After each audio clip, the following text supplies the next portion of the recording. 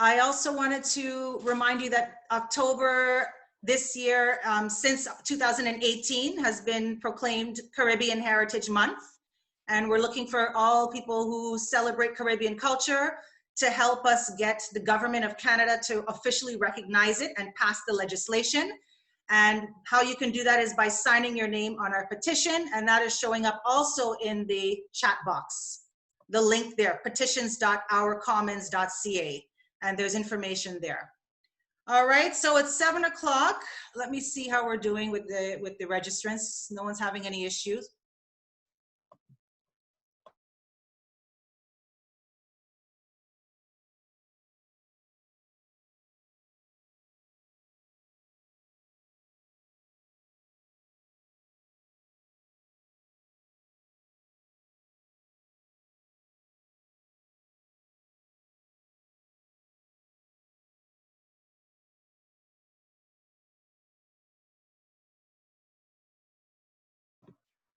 Okay, hello, this is my grand reveal. This is my grand reveal. Hello, everyone, good evening.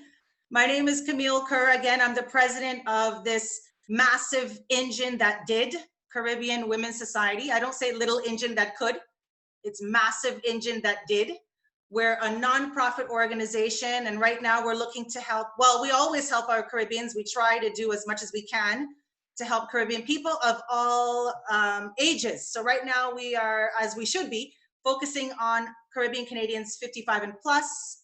I'm going to be walking you through a slide presentation here. I'll remind you again, for those who are just logging in now, all the participants will be muted for this presentation, but you're welcome to put your questions in the Zoom chat box, and then I'll go back in there and answer as many as I can, and whatever I can't answer, I'll make sure that I follow up and get you the answer.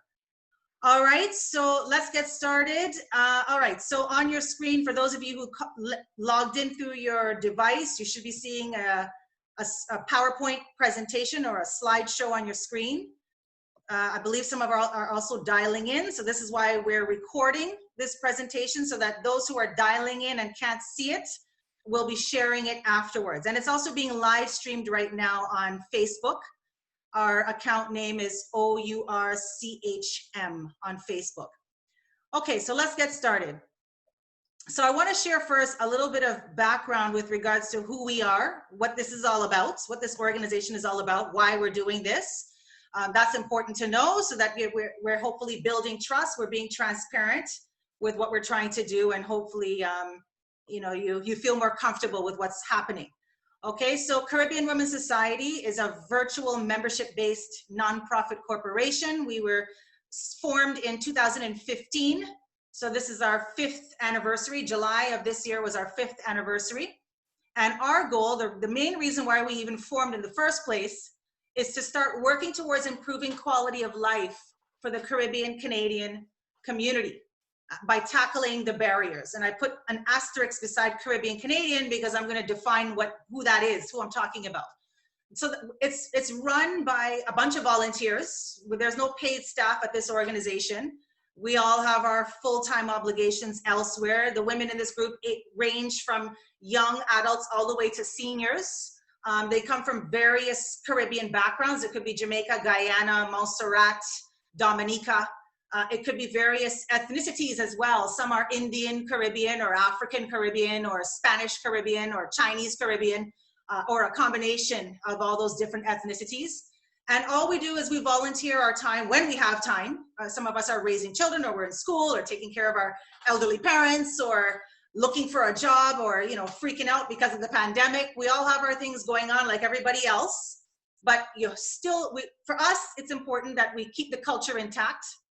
And that, you know, we're taking care of the future generations, paving a way for the future generations. So we volunteer our time with different activities, different projects, different programs that are aimed at knocking down the barriers that have been kind of standing in our way decade over decade, generation over generation.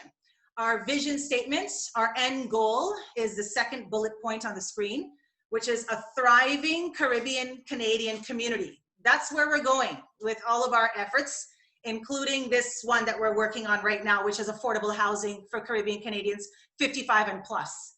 Okay, that is toward our ultimate goal, which is a thriving Caribbean Canadian community. Some of our most notable accomplishments to date, and there have been many, not to toot my own horn or to toot the volunteers' horn, although they've done an amazing job over the last 5 years, is number one, we have established October as Caribbean Heritage Month. So I put the website in the chat box. It was one of the first things I put in there. And there's also a petition that's going around right now, because we're looking for anybody who believes in Caribbean culture and wants to support Caribbean culture, or they're proud to be Caribbean and they want to be recognized in Canada, then you should be signing your name on this petition and also sharing it. We actually need we need 500, at least 500 signatures for it to move into the next stage in the House of Commons, the Federal House of Commons, the Government of Canada.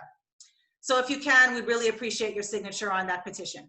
Number two, we established another nonprofit called Caribbean Canadian Parents United. And again, what I'm giving you here is examples of how we're tackling barriers, okay? Caribbean Heritage Month, the barrier there is that we don't have a month dedicated to us. We don't have that opportunity to share our stories, to bring the different Caribbean countries together, the different ethnicities together, and kind of, control the dialogue in Canada, or control the narrative, or to share how it is we've been contributing to Canada since the 1700s, actually. And so the next one, the parents group, was the same thing. We identified a barrier in the way we are raising our children in Canada. Okay, back home in the Caribbean, everybody knows everybody's children. The neighbors and everybody's watching your children, and it's a village. It really is a village raising a child. Here, it's not like that. We're spread out across the province, across cities, across the country, and we're kind of left to our own devices to raise our children. That's a problem, and not only that, but the mentality is that we were taught not to tell anybody our business.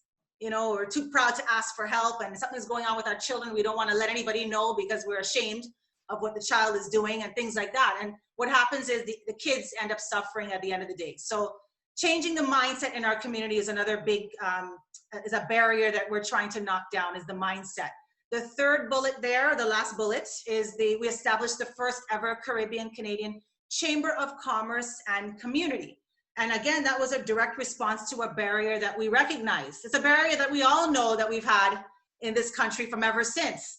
We don't have a support system for business owners, Caribbean business owners.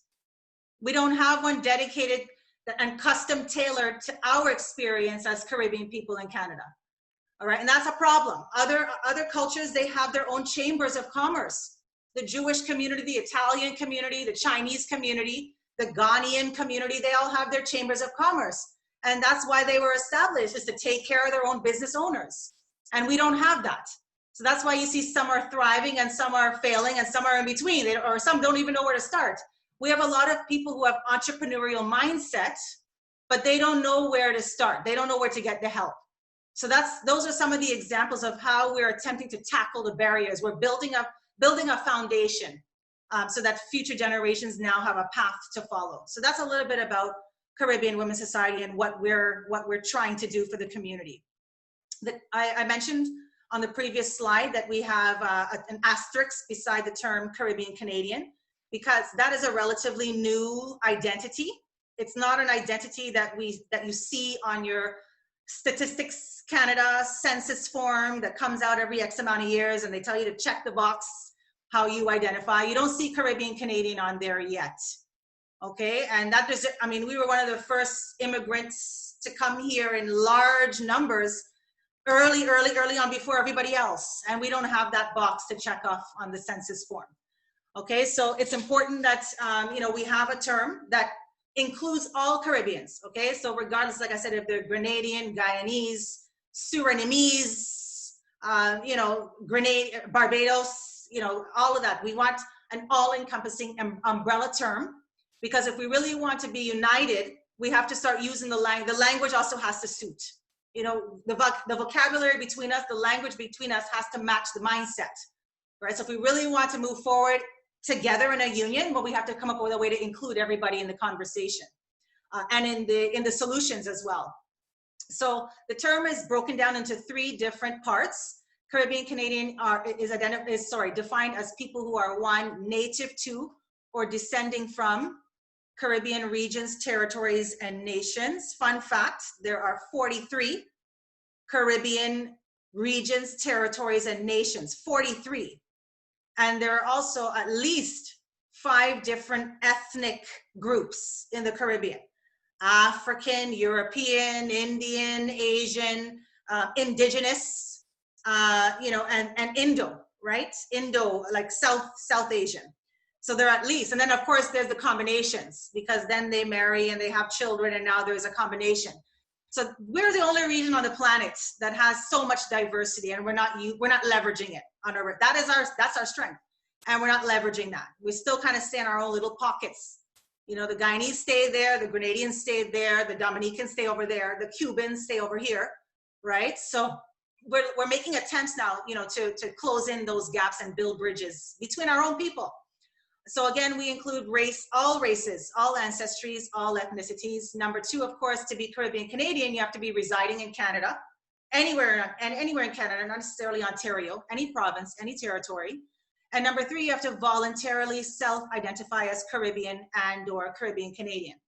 So even with this affordable housing for Caribbean Canadians, we're not just inviting people who look like me or people who look like you. We're looking at people who may not look like you. They may not come from the same country as you, but their background is Caribbean. Okay, so even with the affordable housing. So let's get right into that. So the reason why we put out the call, the invitation, this is actually the second meeting that we're having. We put out the first call last Friday, Caravana Friday. And this is our second meeting because we had such an overwhelming response to the first one. And again, even more so overwhelming this time around, 100 plus RSVP to come to this one. So clearly there's a need for housing for 55 and plus. So this meeting is suitable for those who are or know a Caribbean Canadian 55 plus in need of immediate affordable housing. So the purpose of this meeting, here's what we want to get at the end of the day, because at this point we're in the research part of it. This is a new project for Caribbean Women's Society. It's a new thing that we're adding to our portfolio. We don't have, you know, we don't, so we have to obviously hear from the community. Is there a need? What do they need? What amenities are they looking for? Where are you looking to live? You know, how soon are you looking to move?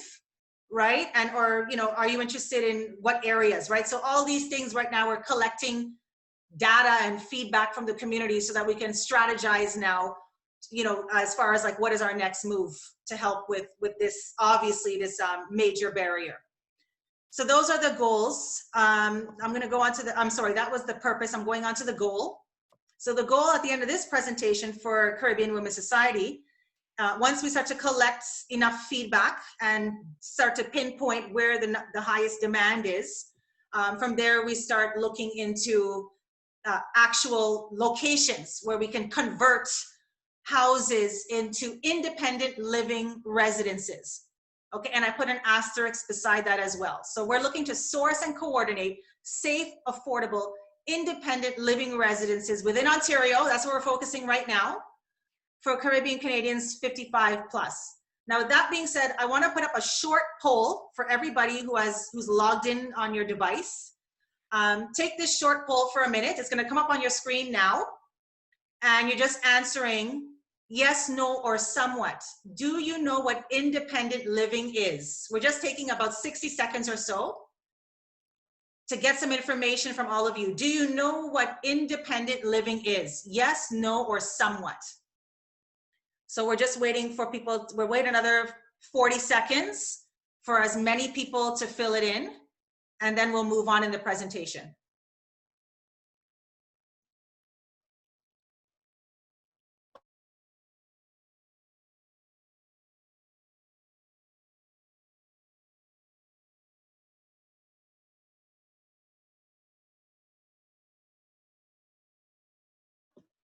Okay, another 20 seconds, and then we're moving on in the presentation.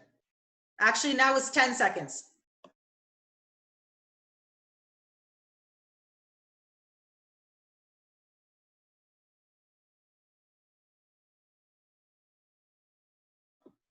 Okay, so we're going to end that and close that poll down.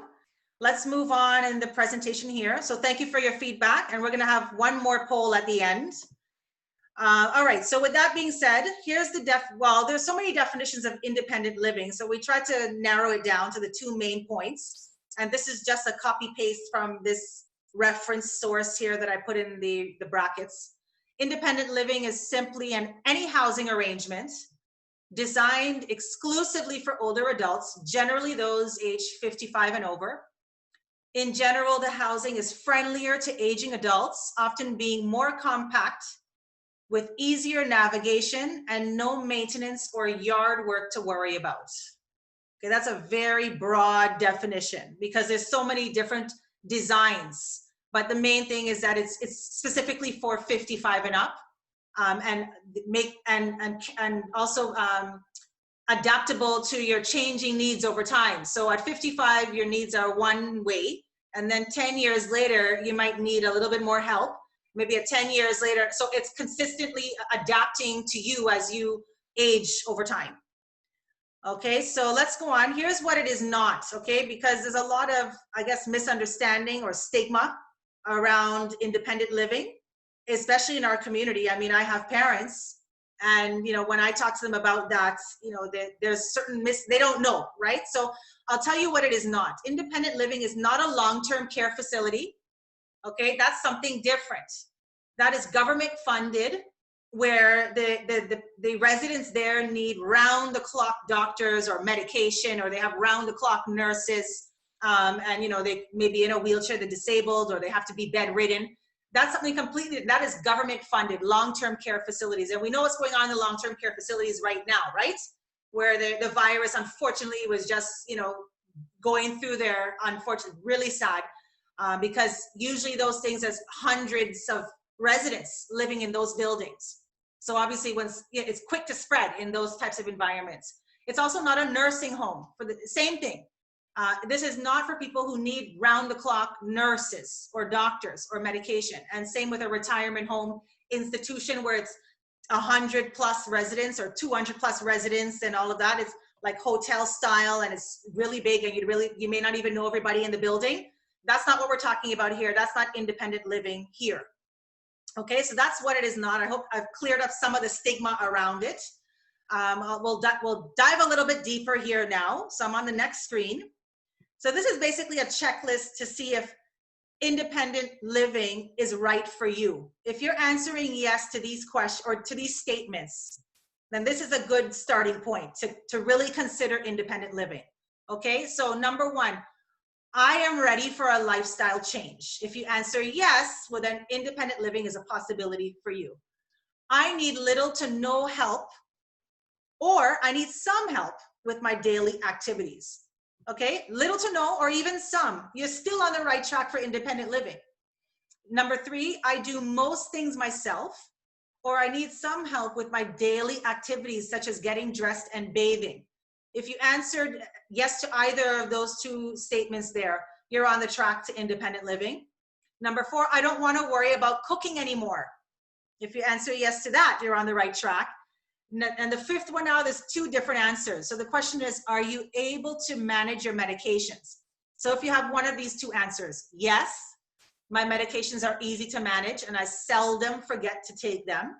Or two, I have doubts. My medications are confusing and I could use some help and reminders. If you check off any of those 6 boxes, then independent living may be a good fit for you. You're on the right track, and you'd be able to function well and live a happy, healthy life in that type of an environment. Okay, so I'm going on to the next screen here. Here are some of the benefits.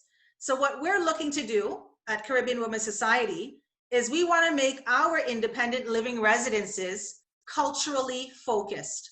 So Caribbean independent living residences. That's what we want. Ideally, everybody inside there is Caribbean, okay? It could be different countries. Like I said, it could be Suriname, it could be Dominica, it could be Cuba, right? And it could be an Indian Caribbean or an African Caribbean or a Spanish Caribbean, but everybody inside there is Caribbean background. That's our goal. Because for us, we need to keep the culture intact. It's important. And one of the things we hear about from seniors or 55 and up is that they don't want to go in these other places because they're not seeing people like them. you know, or the food that they're serving, it doesn't taste good, it's bland, you know, it's not Caribbean food, you know. So these are the kind of the things that will deter people from venturing out and trying this type of a lifestyle. So that's one of the benefits, is that we want to keep it cultural. Number two, of course, safety and peace of mind is another benefit. So human and social connections and activities. So at this residence, so it'll be like a house, or like a larger size house with bedrooms in it. And everybody, it's like a family style building. It's not a big building with apartments and you're kind of self-contained in your own apartment. I'm talking about a house, and we're converting that into an independent living residence in a residential neighborhood, not in an industrial neighborhood or like on a business street. On a residential neighborhood, it will look like every other house that's on the block. But this house now has Caribbean Canadians 55 and up. And there's programs as well. So there'll be staff on site, and they're planning programs. So maybe one day a week we're walking around, you know, for exercise. Another day it's the book club, or it's a cooking, or the children are coming and they want storytelling for the children. Or maybe it's youth and the 55 plus, they partner up and they're doing a mentorship program.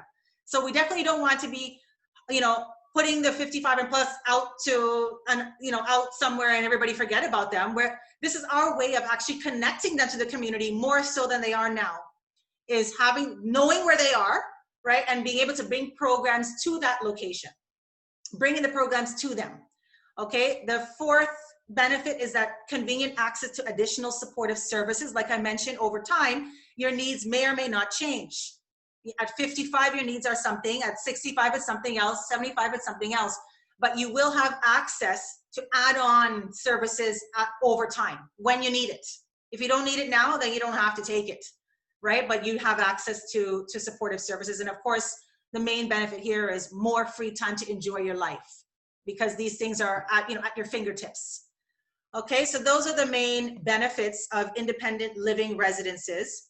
Now, right now on the table, we have sourced a potential location for our first independent living residence. It's in Caledon, which is part of Peel. Peel region is Brampton, Mississauga, and Caledon. Okay, so Caledon is just about 20 minutes north of Brampton, and it's about 10 minutes south of Orangeville. This location that we found, we do not own it. We're not leasing it. It's just there, available. Right now, all we're doing, like I said, we're in the research stage. We're in the community outreach and research stage. We want to know if it makes sense for us to move forward with this location. So this one here, it's a large type of a house, and it has bedrooms in it, 20 bedrooms, okay? You can choose whether you want it to be furnished or unfurnished. The bedrooms have locks on it. Some of the bedrooms may or may not have a washroom, okay, a private washroom.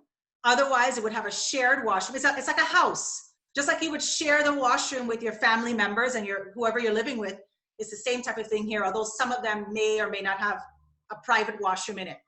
It would include 1 parking spot, utilities, internet, 3 fresh meals a day, and housekeeping. That's what the rents would include. Even the rent, we're still tightening up on that. The rent obviously is tied to the demand. If we get enough people, then we can now look to see, okay, this is something that is feasible, especially now with the pandemic going on. Nobody is looking to acquire commercial properties. Nobody's looking to even buy a house right now, let alone a commercial property. And that's what it is, right? So we have to be careful that we don't put ourselves in a situation where we can't afford to house these seniors. That would be a terrible situation.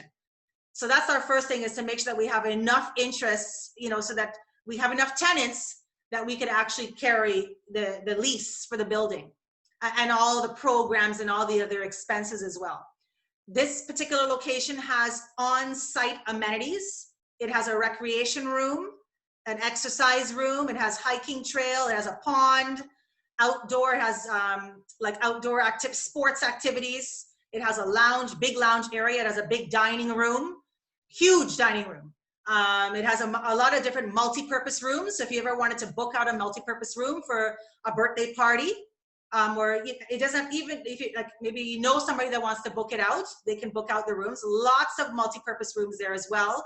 We're also going to have like a computer room that you could go there and use a computer. We'll have workshops if you want to learn how to use Facebook or Twitter. We could do workshops and bring in somebody to facilitate a workshop. Very close by, we have a fire hall, a hospital, a dentist, eye doctor, shopping mall. Walmart is there, No Frills is there, Freshco is there.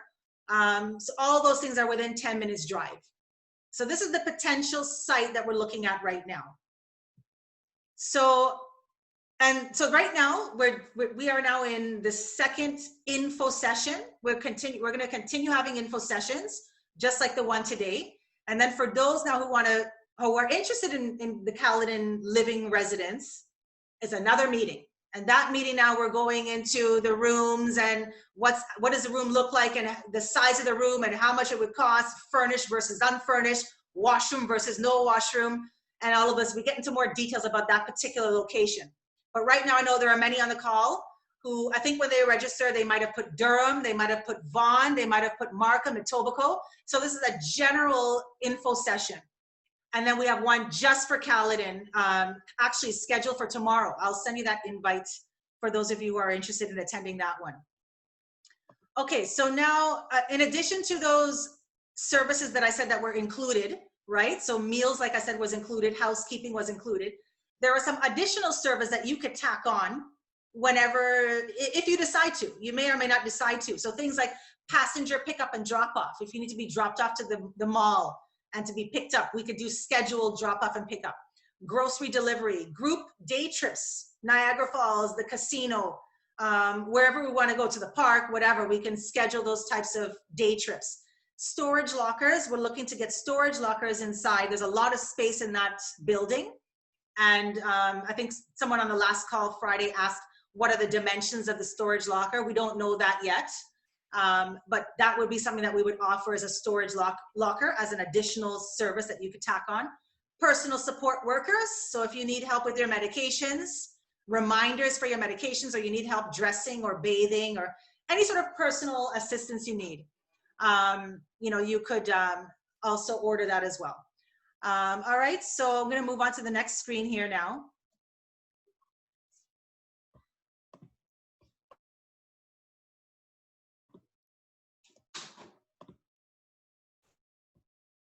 Okay, so this is my final screen, and then I'm going to put up another short poll, and then I'll tell you what the next steps are. Okay, so these are basically the 4 main advantages of independent senior living. Number 1, human connection. And you'll be meeting residents who are around your age. And you'll know all of them because it's not hundreds, right? It's about 20 or so that you'll know, and you're all living together in a family type of an environment. Number 2 is, in the case of Caledon, sorry, other locations it may be different, but in the case of Caledon, it's 20 units. Vibrant social life, maintaining your current level of activity or participation in the things that you love today doesn't have to end when you move to independent living.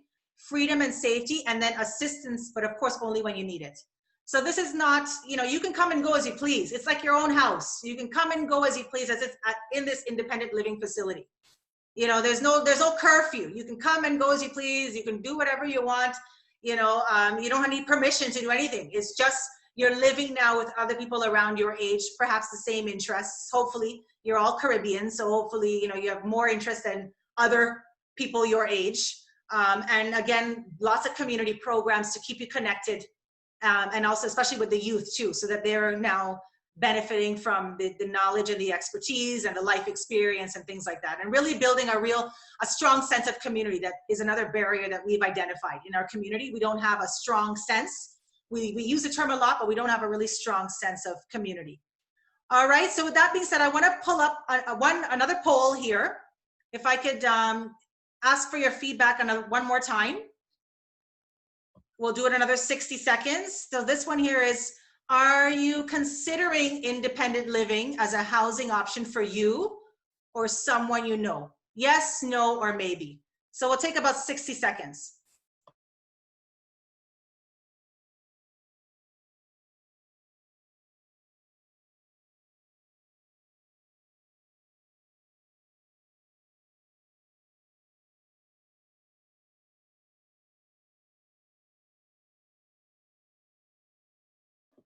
Okay, and another 30 seconds.